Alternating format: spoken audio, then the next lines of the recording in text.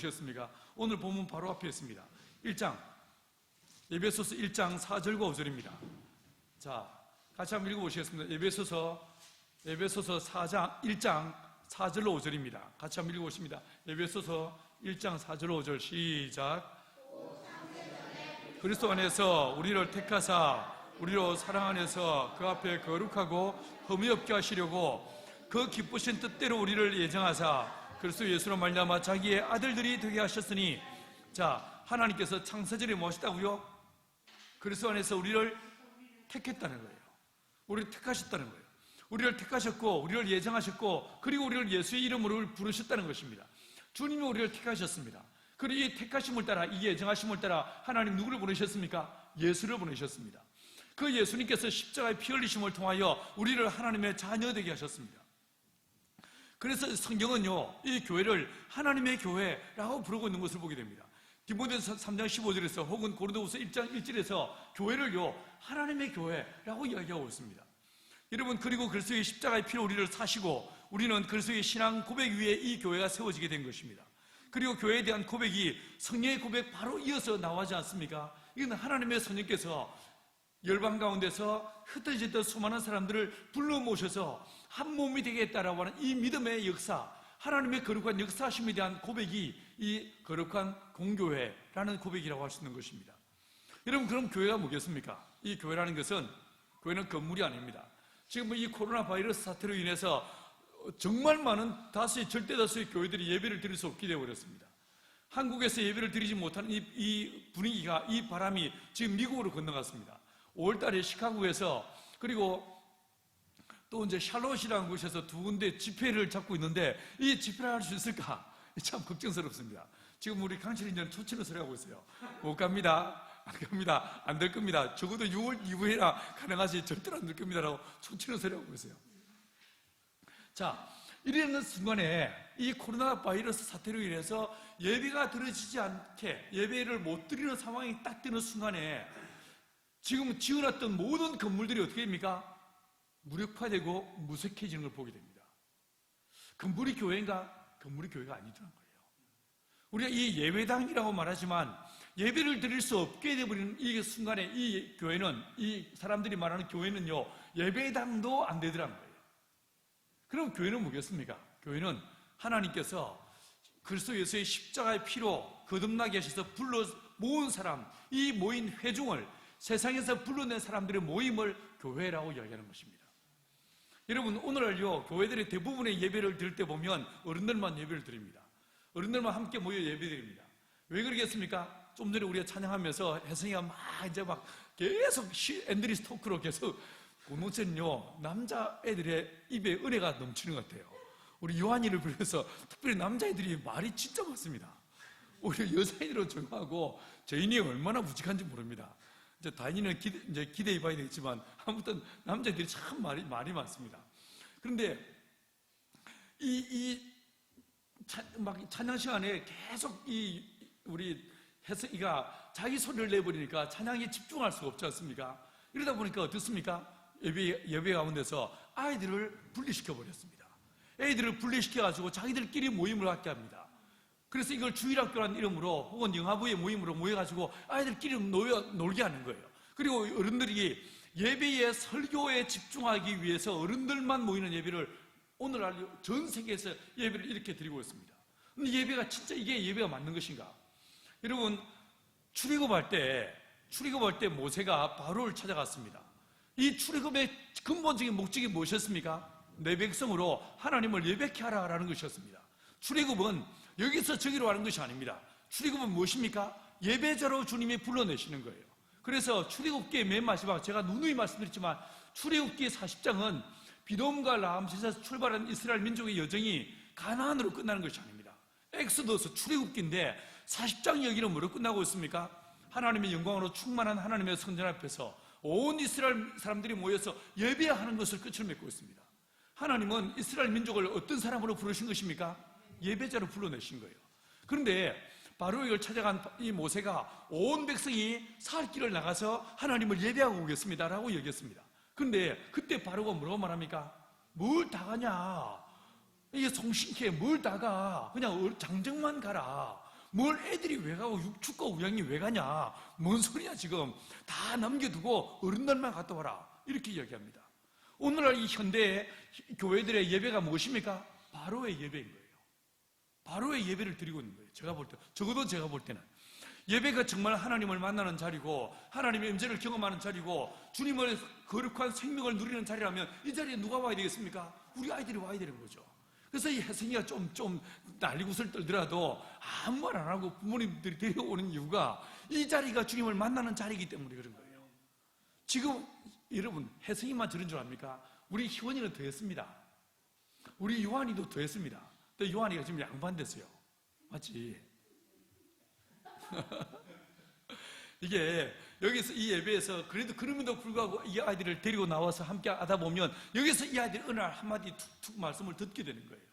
여러분 예배의 자리는 모든 전 세대가 함께 모여서 주님의 이름을 부르고 주님을 경배하고 주님을 찬양하는 자리가 이게 바로 예배의 자리라고 할 수 있는 것입니다. 여러분 교회는요 이 초대교회 성도들 안에서 교회가 무엇인가 에 대한 깊은 논의와 고민들이 있었지 않겠습니까? 그래서 이 교회가 교회에 대해서 교회의 속성된 가시를 정리한 것이 있습니다. 교회는 무엇인가? 교회는 하나라는 거예요. 교회는 하나라는 것입니다. 하나님께서 좀 전에 우리 알아본 것처럼 창세전에 그리스도 안에서 우리를 택하셨습니다. 그리고 우리를 모아주셨습니다. 그래서 바울은 이 교회를요 예수 안에 있는 자들이라고 이야기하고 있는 걸 보게 됩니다. 하나님의 교회임과 동시에 이건요 저와 여러분 모든 이 교회는 결국 누구 안에 있는 자들이라고요? 예수 안에 있는 자들이라는 거예요. 이것을 비유로 그리스도의 몸이라고 이야기하고 있습니다. 자, 그리스도의 몸 잘 많이 들어보시죠, 그죠? 이 몸은요 둘일 수 없습니다. 몸은 하나입니다. 샴 쌍둥이 아닌 이상은요 몸은 하나일 수밖에 없습니다. 이 몸이 하나인데 결국 한 분 예수 안에서 그리스도의 몸이기 때문에 교회는 궁극적으로 뭡니까? 하나라는 거예요. 우리의 주도 한 분이요 우리의 그리스도도 한 분이요 성령도 한 분이시요 하나님도 한 분이기 때문에 교회는 하나일 수밖에 없다는 것입니다. 이 하나라는 개념을 좀 더 확대해 볼까요? 여러분 과거에 아브라함, 노아 이런 할배들이 있었지 않습니까? 할머니도 있었어. 그지? 리브가 할머니도 있었고 사라 할머니도 있었어. 이 모든 분들과 지금 저와 여러분들 우리 모두가 다 어떻습니까? 그리스도 안에서 하나라는 거예요. 그래서 예수님께서 말씀하시를 너희가 하나님께서 아브라함의 하나님, 이삭의 하나님, 야곱의 하나님이라고 말씀하신 걸 읽어본 적이 없느냐라고 얘기하셨습니다. 이게 무슨 뜻이었습니까? 하나님은 과거 아브라함의 하나님만이 아니고 지금 나의 하나님, 우리의 하나님도 되신다는 거예요. 할렐루야. 여러분 아브라함을 찾아와 주시고 아브라함을 만나 주신 그 하나님이 지금 나의 하나님 되시고 우리 노아의 하나님도 되신다는 거예요. 노아가 본인 말로는 폐렴에 걸렸다고 얘기했어요. 혹시 코로나가 아닌가 이게 아주 고민이 많았습니다. 왜냐하면 밤에 잠을 자는데 가습기를 밤새도록 틀어놔가지고 완전 안에 오솔이 굴이 돼버렸어요. 너구리 굴이 돼버렸어요. 그 결과 이제 이게 청소도 잘 안 하고 했으니까 그 안에 있던 것들이 막 이물질들이 나고 해가지고 심하게 몸이 망가졌어요. 저 건강한 친구가 지금 얼굴이 빨개졌는데 몸이 망가졌어요. 그런데 하나님은 아브라함의 하나님과 동시에 누구의 하나님이라고요? 노아의 하나님이라는 거예요. 노아가 기도하면 하나님이 들으시고 응답하시는 하나님이 우리 하나님이라는 거예요. 여러분 이방 족보 하나님께서는요 지역을 넘어서 모든 시대를 넘어서 과거와 현재와 미래의 모든 사람들을 불러서 이걸 하나 되게 하신 교회가 이걸 교회라고 하는 거예요. 이걸 뭐라고 말하겠습니까? 이걸 다르게 말하면요 이건 비가시적 보이지 않는 교회라고 말합니다. 이 교회는 전 세계 안에서 어떻습니까? 하나라는 거예요. 과거와 현재와 미래를 초월해서 이 교회는 하나라는 것입니다. 여러분 제도와 조직이 하나라는 뜻이 아닙니다. 우리는요 감리교일 수도 있고 합동체일 수도 있고 우리는 통합체일 수도 있어요. 혹은 침례교도 있을 수 있어요. 순복음도 있을 수 있어요. 보원에 있을 때 보원에 있는 식구들은요 정말 교파와 교단이 다 달랐었습니다. 진짜 재밌었습니다. 다 달랐지만 우리는 그리스도 안에서 뭐 한다고요? 하나라는 거예요. 하나라는 거예요. 한 분 예수님을 십자가의 피로 구원을 얻고 한 성령의 역사하심으로 동일한 신앙을 가진 사람들의 모임이라고 해서 이걸 하나의 교회라고 말하는 거예요. 로마 교회가 있고 에베소 교회가 있고 갈라디아 교회가 있다 할지라도 이것은 그리스도 안에서 어떻다고요? 하나라는 거예요. 이게 하나라는 의식이 강했기 때문에 예루살렘 교회가 기근을 만나서 어려웠을 때에 온 소아시아 있는 교회들이 어떻게 했습니까? 연보를 해서 그들을 돕고 있는 것을 보게 됩니다. 이게 뭡니까? 하나의라고 하는, 교회가 원이라고 하는, 원처치라고 하는 믿음에서 출발된 이야기라고 할 수 있는 것입니다. 여러분, 우리 이 공동체가 함께 모였습니다. 그런데 우리는 이미 이 공동체가 두 개로 나눠졌습니다. 보훈이 있고 의성이 있습니다. 이 두 개가 두 개지만 뭐 한다고요? 이게 하나라는 거예요. 이 한국 땅에 전 세계에 수많은 교회가 있지만 이것이 어떻다고요? 하나의 교회라는 것입니다. 그러므로 우리는 고난과 핍박 가운데 있는 교회들을 위해서 마치 그들이 내 동료요, 내 가족이라는 의식으로 우리가 그들을 위해 중보하며 기도하며 함께 연구하고 사랑으로 그들을 섬기게 될 의무와 책임이 여기에서 주어지는 것입니다. 여러분, 교회의 두 번째 가치가 있었습니다. 뭐냐면요, 거룩함이었습니다. 교회는 하나님과 동시에 교회는 거룩합니다. 교회는 거룩합니다. One holy입니다. 예수님의 피로 거룩하여졌기 때문에 교회는 거룩합니다. 여러분, 돌아보면 교회가 정말 거룩합니까? 성도들이 거룩합니까? 목회자는 거룩합니까? 어떻게 생각하십니까? 저는 이 말에 사실 동의할 수 없습니다. 기독교인들이 기독교인이 아닌 사람보다 거룩한가? 더 정직한가? 바람피지 않는가? 우리가 사기치지 않는가? 나는 이 말에 동의할 수 없습니다. 어느 날 제가 터키에 선교사들을 위해 집회를 하러 간 적이 있었습니다. 그 전에 제스가 그 터키 이스탄불에 있었고, 바로 그 이듬해 제가 그 터키 선교사들의 초청을 받고 터키에 집회를 하러 갔었습니다. 그 제스할 때 저한테 이제 우리 강신인제처럼 학생으로 참여했던 사람이 있었는데, 이분이 제가 그 집회하고 난 다음에 저를 데리고 쭉 거기 이스탄불을 하루 원데이 투어를 안내해 주셨습니다. 그런데 바사라도 가고 여러 많은 모스크도 가서 쭉 보게 되는데, 이분이 제가 말씀드리면 여러분 다 알 수 있는 그런 선교단체의 멤버였어요.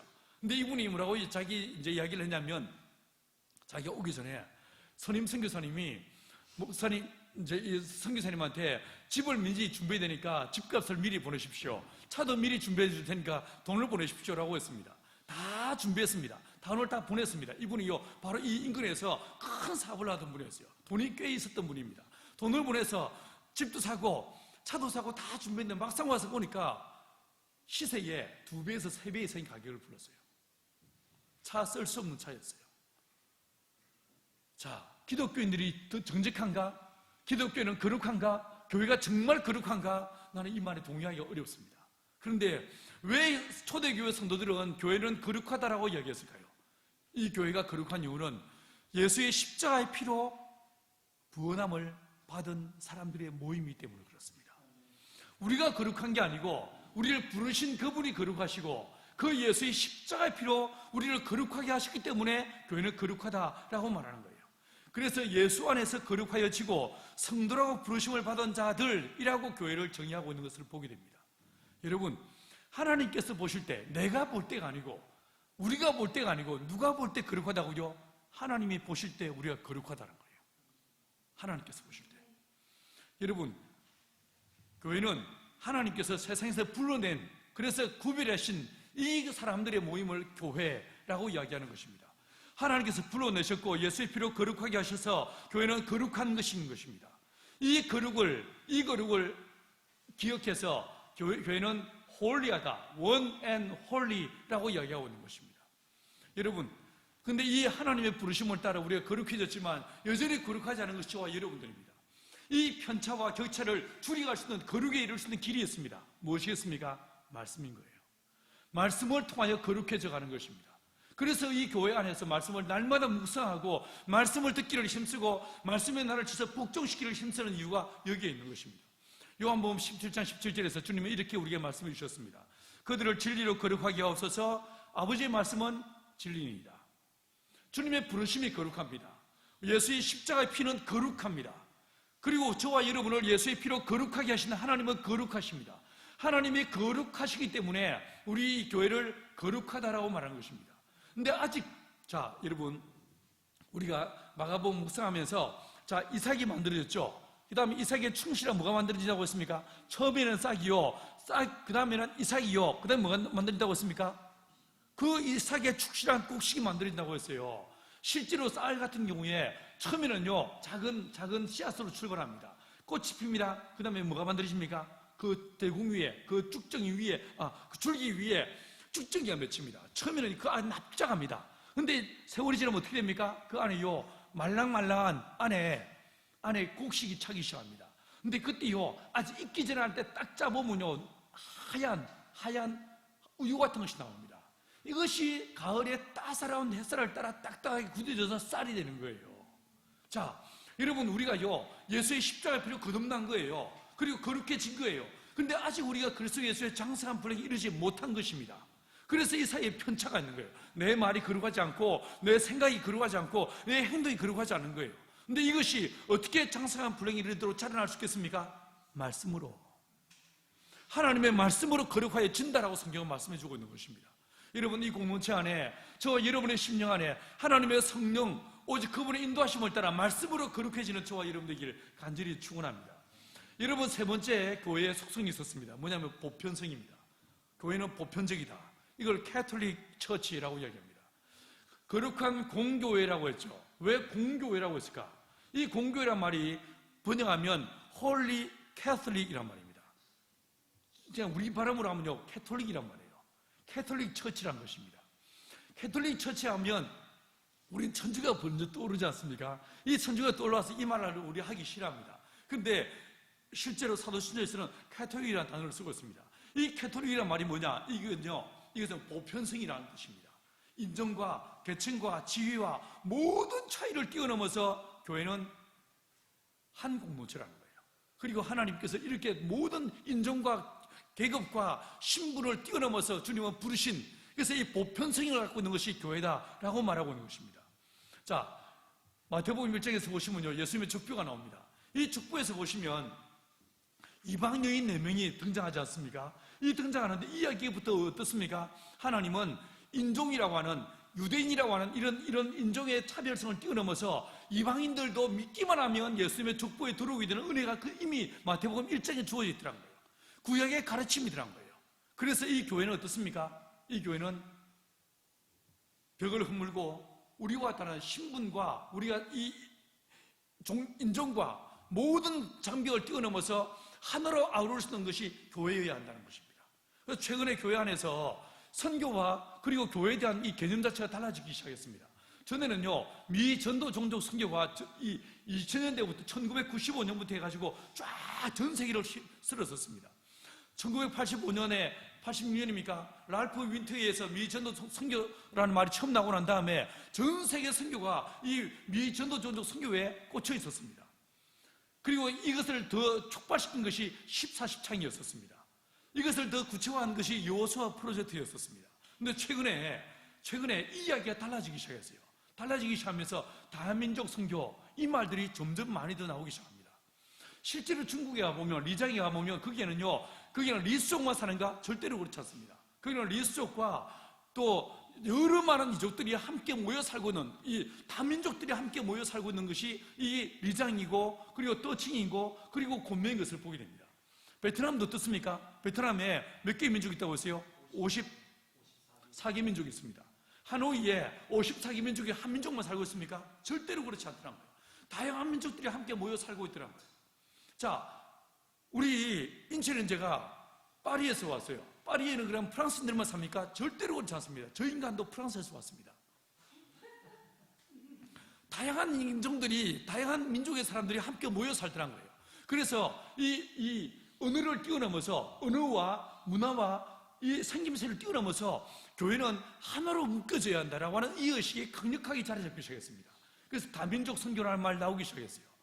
사실요, 한국은 단일 민족입니까? 절대로 그렇지 않습니다.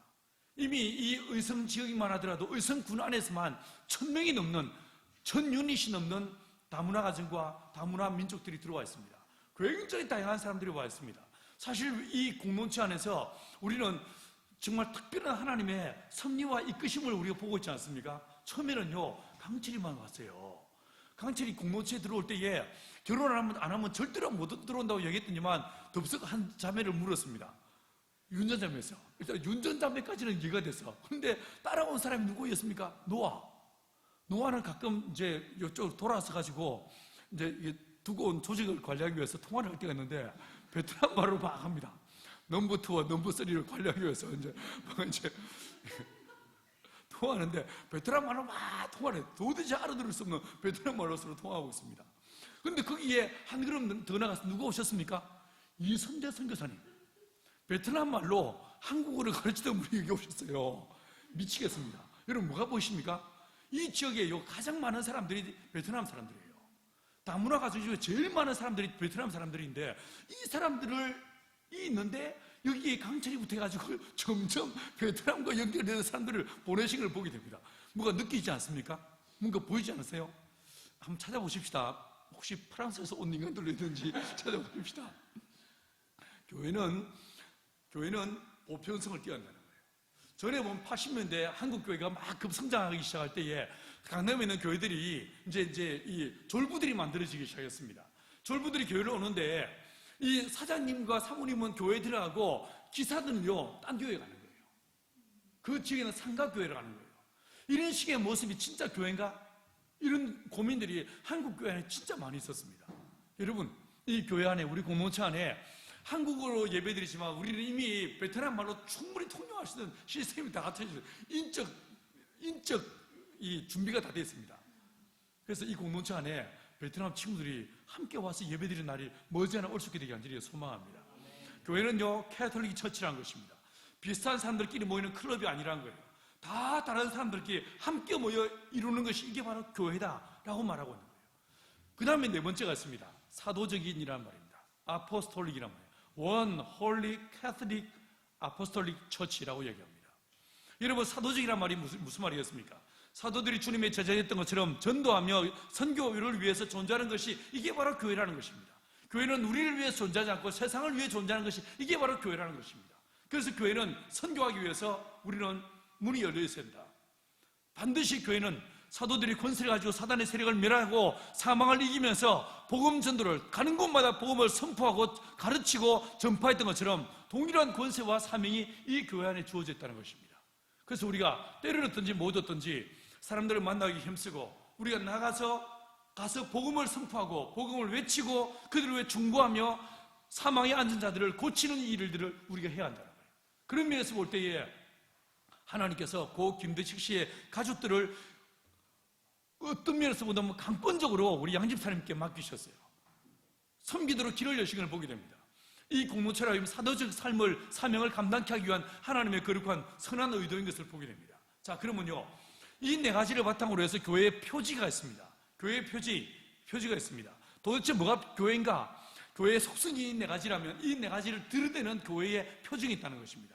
그 표지가 뭔가? 교회는 표지가 있는데 제일 중요한 첫 번째가 뭐냐면 말씀 선포였습니다. 교회 안에는 하나님의 말씀이 선포되어져야 된다.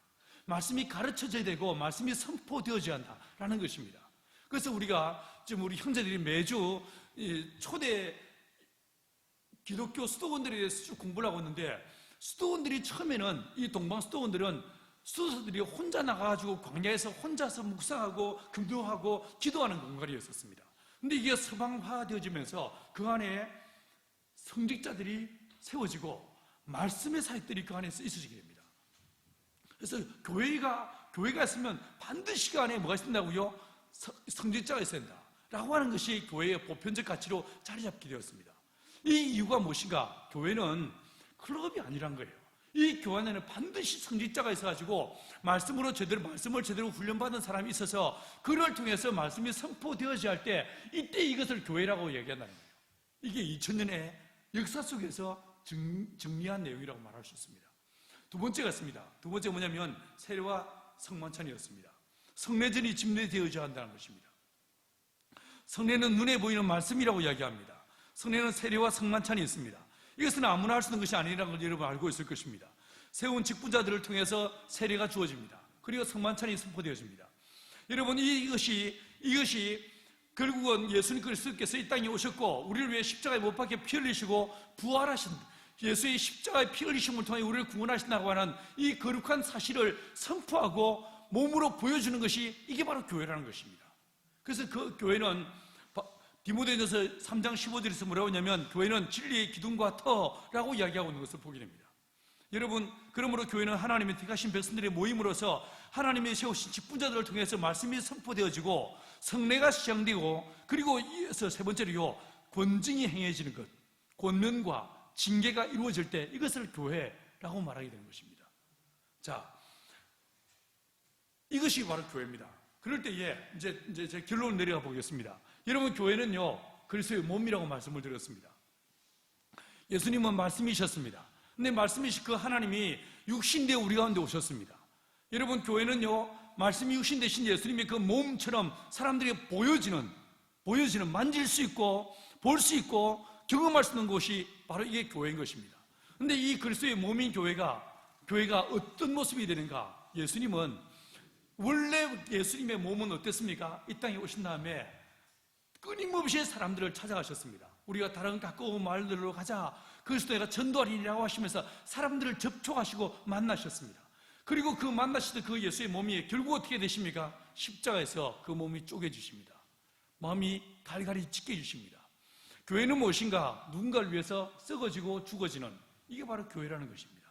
누군가를 위해서 존재하는 것이 교회라는 것입니다.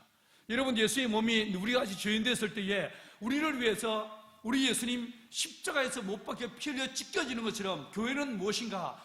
아직 주를 알지 못하는 누군가를 위해서 썩어지고 깨어지고 죽어지는 존재가 교회라는 것입니다. 두 번째로요, 교회는 전혀 이질적인 재료들이 모여서 함께 한 몸을 이루게 됩니다. 돌아보면 우리 몸을 보십시오. 이 몸, 우리 몸에서 제일 강하고 딱딱한 게 뭔지 아십니까? 이빨입니다. 이빨. 뼈보다 훨씬 강력한 게 이빨입니다. 장로님이 70년을 쓰시다 보니까 요즘 이빨이 좀 안 좋으셔가지고 한참 치료받고 이제 마지막 딱 마무리하려고 하는데 이빨이 또 깨졌어요. 그래서 얼마나 장로님이 열받으셨는지 모릅니다. 근데 이 이빨은요, 진짜 강합니다. 정말 강한 게 이빨이에요. 근데 우리의 피부 보십시오. 피부 어떻습니까? 이 피부는 보드랍고 약하게 이럴 데 없습니다. 맞죠? 작은 나뭇가시라도 이게 찔리면, 벌에 찔리면 얼마나 아픈지 모릅니다. 정말 약한 게 우리의 피부인 것을 보게 됩니다. 연약하게 이럴 데 없는 것과 강하게 이럴 데 없는 이 두 가지가 함께 섞여 있는 게 이게 바로 몸입니다. 이게 몸입니다. 긴 게 있는가 하면 짧은 게 있는 게 이게 몸입니다. 여러분, 공동체도 마찬가지입니다. 교회도 마찬가지입니다. 전혀 다른 이질적인 존재들이 함께 모이는 거예요. 이 교회 안에서 우리가요, 나와 똑같은 사람, 나와 비슷하게 생각하고 나와 먹는 게 비슷하고 나와 생각하는 게 비슷한 사람끼리 모여있으면 식사 준비할 때 당번들이 얼마나 편하겠습니까? 근데 다 달라. 어떤 인간은 생선을 싫어하고 어떤 인간은 고기를 싫어하고 다 달라요. 이게 교회라는 거예요. 이게 공동체라는 거예요. 생각이 달라요. 가치관이 달라요. 이게 바로 교회라는 것입니다. 여러분, 나와 다른 생각을 하는 사람들을 만나다 보면 내 인내의 한계가 드러나게 되었습니다. 내 약점이 드러납니다. 내가 얼마나 좋은 사람이 아닌지가 드러나게 되었습니다. 둘이 한번 살아봐요. 둘이 한번 살아봐. 살아보면요, 지금은 우리 인철이가 화를 낸 적이 없다 보니까 저 인간 참 좋아 보입니다. 참 이게 찬잔도 잘, 생기기도 잘생겨서 어쩜 저 자매가 저렇게 좋은 남자를 만났을까 싶을 정도로 엄청 멋져 보여요. 근데 저 인간이 어느 날 뚜껑이 열릴 때가 있을 거예요. 더러운 승질머리가 나올 때가 있을 거예요. 자매 기대하셔도 좋습니다. 그런데 그때의 그 모습을 통해서 저 인간의 그 적나라한 모습이 드러남을 통해서 내가 저 인간 한 사람도 내가 품을 수 없는 약한 존재이구나, 이걸 깨닫게 하시는 거예요. 깨닫게 하시는 거예요. 그러면서 내가 주님의 은혜 없이는 살아갈 수 없습니다. 이 가정 하나님의 도우심 없이는 절대로 만들 수 없는 게 내 가정입니다 라고 하는 고백이 나오게 하시는 거예요. 노아를 길러오면서 부모님들 이 인간아 왜 사니? 이런 말 많이 들었지. 뭘 모른 척하고 그래. 그러면서 엄마의 마음이 따듬어지고 아빠의 마음이 따듬어지고 이렇게 되는 거죠. 자식들 때문에 부모들이요, 점점 더 하나님을 닮아가고 하나님을 믿게 되고 주님을 더 신뢰하고 겸손해지게 되는 거예요. 혜민자매 맞죠? 예, 그런 거예요. 예. 여러분, 다 다릅니다. 이 다름을 통해서 나의 약점과 한계가 드러나게 하시고, 그래서 결국은요, 이 한계와 약점을 가지고 하나님을 의지하게 만들고, 그래서 그 결과 이 약점을 가지고 천부 여지없어 손들고 나갑니다라고 고백하는 그 자리에서 하나님의 역사심을 경험하게 되는 것, 이게 바로 교회라는 거예요. 할렐루야. 여러분, 결국은요, 이런 모든 과정을 통해서 어떻게 됩니까? 교회는 지어져 가는 거예요. 교회는 만들어져 가는 거예요. 하나님의 성전으로 만들어져 가는 거예요. 오늘 본문 한번 21절과 22절 말씀을 같이 한번 읽어보십시다. 같이 읽습니다. 시작. 그의 안에서 건물마다 서로 연결하여 주 안에서 성전이 되어가고 너희도 성령 안에서 하나님의 거하실 처소가 되기 위하여 그리스도 예수 안에서 함께 지어져 가느니라. 여러분, 우리는 뭐하다고요? 공사 중이란 거예요. 우리 샬롬 조이하우스 앞에가 베이커 만년이라고 한 2주 동안 난리법석이었습니다. 근데 아직 끝이 안 났습니다. 또 물길 만든다고 저 두 인간이요, 또 뭔 짓을 하고 있는지 모르겠어요. 파이프 박아대고 막 난리법석을 들고 있습니다. 뭡니까? 공사 중이란 거예요. 그런데 저 집만 공사 중인 게 아니고 우리 모두가 어떻습니까? 공사 중인 거예요. 그리스도의 성전으로, 하나님의 거룩한 집으로 지어져 가고 있는 거예요. 여러분, 우리 다 이 앞에 보시면요, 이름표가 있을 거예요. 이름표 자세히 잘 안 보이죠? 자세히 가서 보세요. 뭐라고 써놨습니까? 공사 중이라고 써 있는 거예요. 그래서 내 말이 서툴러요, 내 감정이 서툴러요, 우리 장로님이 부르고 하셔요. 다 뭐예요? 우리가 다 공사 중이라서 그런 거예요. 다 공사 중이란 거예요. 여러분, 이 공사 중임을 우리가 고백하면서, 근데 이 공사를 시행하시고 계신 분이 있습니다. 누가 공사를 시행하고 계십니까? 하나님의 성령께서 우리 안에서 나를 빚어가시는 거예요. 우리를 빚어가시는 거예요. 여러분, 소현자매 참 보기는요, 착해 보이고 참해 보이고 너무 좋아 보여요. 저 인간 때문에 인주의 마음이 얼마나 힘든 날이 올까 기대가 되고 예상이 됩니다. 근데 그 과정을 통해서 어떻게 된다고요? 우리는 다듬어져 가는 거예요. 주님을 닮아가는 거예요. 너무 좋은 사람인 척 가면 쓸 필요 없습니다. 오히려 우리 안에서 나 약함을 있는 그대로 솔직하게 말할 수 있는 그 속에서 우리가 서로를 위해 기도하고 중보하는, 그래서 우리가 하나님께서 기뻐하시는 거룩한 주의 집으로 지어져 갈 수 있는 저와 여러분들에게 간절히 축원합니다. 여러분, 공동체 들어오는 사람들, 또 들어와 이미 살고 있는 사람들, 상대방이 온전치 않다는 사실 때문에 너무 빨리 낙심하지 마십시오. 너무 빨리 절망하지 마십시오. 주님께서는 이 모임 안에서 우리로 하여금 서로 교제하며 살라고 말씀하십니다. 서로 하나 되어 살라고 하십니다. 상대방의 약점 때문에 내가 여기 있는 것입니다. 그 약점을 채워주라고, 약점을 위해 기도해 주라고 내가 여기 있는 것입니다. 여러분, 그럼에도 불구하고 우리가 서로 사랑할 때 그 사랑 안에서 우리는 하나 되는 거예요. 하나 되는 거예요. 주님께서 이렇게 말씀하셨습니다. 요한복음 13장 34절 이하에서 주님 말씀하시기를, 새 계명을 너희에게 주노니 서로 사랑하라. 내가 너희를 사랑한 것 같이 너희도 서로 사랑하라 라고 했습니다. 예수님께서 우리를 언제 사랑했습니까? 우리가 죄인 되었을 때야. 우리가 진짜 죄인, 우리가 정말 나쁜 놈이었을 때, 지금보다 훨씬 나쁜 놈이었을 때 주님은 이런 내 죄인을 위해서, 나의 죄를 위해서 주님 십자가에 못 박혀 피 흘리셨습니다. 내가 너희를 사랑한 같이 서로 사랑하라 라고 말씀하십니다. 너희가 서로 사랑하면 이로써 모든 사람이 너희가 내 제자인 줄 알리라 라고 말씀하십니다. 우리가 서로 사랑함으로 하나님의 사랑을, 하나님의 임재하심을 경험하고 세상 사람들이 이로 인해서 우리를 보고 하나님을 알게 되는 믿음의 역사가 되기를 간절히 소망합니다. 기도하시겠습니다.